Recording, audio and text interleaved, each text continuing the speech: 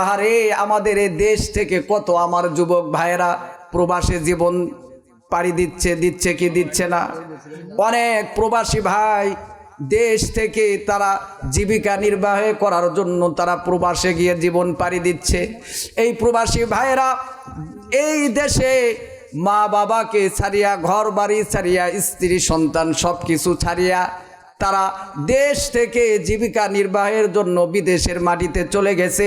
শুধু কষ্ট করে তাদের একটাই উদ্দেশ্য, আমার জনম দুঃখনী মা এবং আমার বাবা, আমার স্ত্রীর সন্তান যেন সুখে থাকতে পারে। কথা বলেন ঠিক কিনা?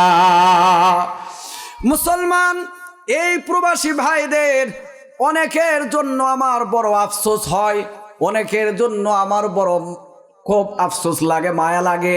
এই প্রবাসী ভাইয়েরা বিদেশের মাটিতে এত কষ্ট করে, তারা কষ্ট করে খেয়ে না খেয়ে টাকাগুলা অর্জন করে, কিন্তু এই টাকাগুলা এই দেশের যখন পাঠায়, এই দেশে পাঠানোর পরে কত প্রবাসী ভাইয়ের স্ত্রী ওই টাকাগুলা নিয়ে আনন্দ উল্লাস আর ফুর্তি করে, পরপুরুষ বেহায়া বেগানা পুরুষের সাথে মন মস্তি করে, আনন্দ উল্লাস করে। আছে না নাই?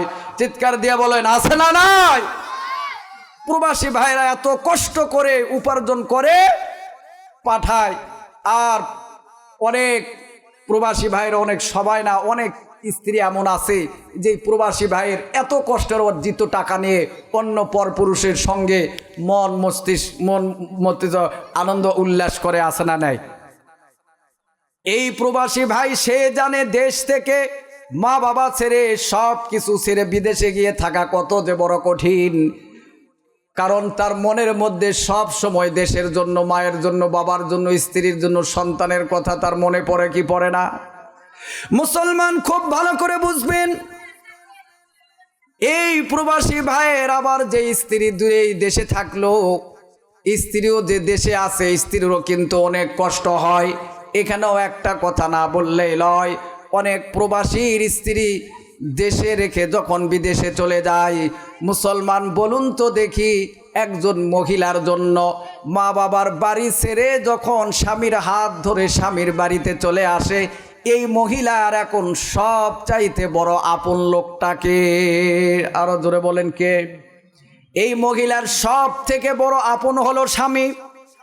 এই স্ত্রীর সব চাইতে বড় আপন হলো স্বামী। কিন্তু আজকে প্রবাসীর স্ত্রীর দুঃখ আর আফসোস কষ্ট বোঝার মতো কোনো লোক নাই, কিন্তু গালি দেওয়ার কোনো লোকের কোনো অভাব নাই। ঠিক বললাম না ভুল বললাম?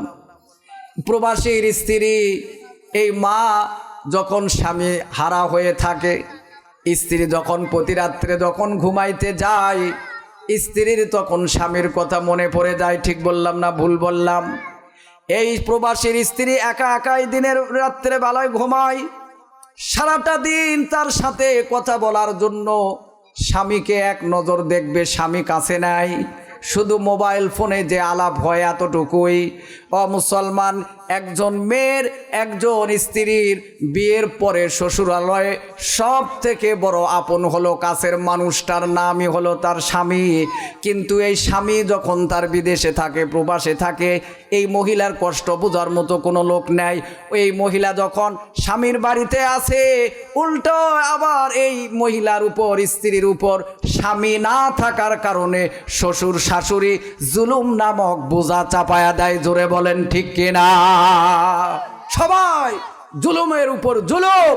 কারণ এ তো হলো স্বামী, এর তো স্বামী কাছে থাকে না, বাইরে থাকে, যত বাড়ির কাজ কাম সব এই ছেলের বউ দিয়া করে। মেয়েটা, অনেক আমার মা বোন আছে যাদের স্বামী প্রবাসী, অনেক মা বোন যারা রাত্রে বেলায় গিয়ে নিজের কষ্টর কথা কাউকে বলতে পারে না, একা একাই ঘরের মধ্যে বসে বসে কাঁদতে কাঁদে, চোখের পানি ফেলে, এরকম আছে না নাই? বলেন আছে না নাই? এই জন্য প্রবাসে যারা আছে, আমার যেই যুবক ভাইরা প্রবাসে থাকে তারও যেমন কষ্ট, প্রবাসী স্ত্রী যারা আছে, আমার মা বোনেরা যারা দেশে থাকে তাদেরও কষ্ট আছে না নাই? আল্লাহ পাক রব্বুল আলামিন আমার প্রবাসী ভাইদেরকেও আল্লাহ ধৈর্য ধারণ করার তৌফিক দান করুক, সকলে বলি আমিন। এবং আমার প্রবাসী ভাইদের যে আমানত সম্পদ স্ত্রী তাদের দুনিয়া এই দেশে রেখে যায়, আল্লাহ পাক যেন তার স্ত্রীর মধ্যেও যেন আল্লাহ তাআলা ধৈর্য দান করে, স্বামীর আমানত রক্ষা করার মতো আল্লাহ তাআলা যেন তৌফিক দান করে। সকলে বলি আমিন।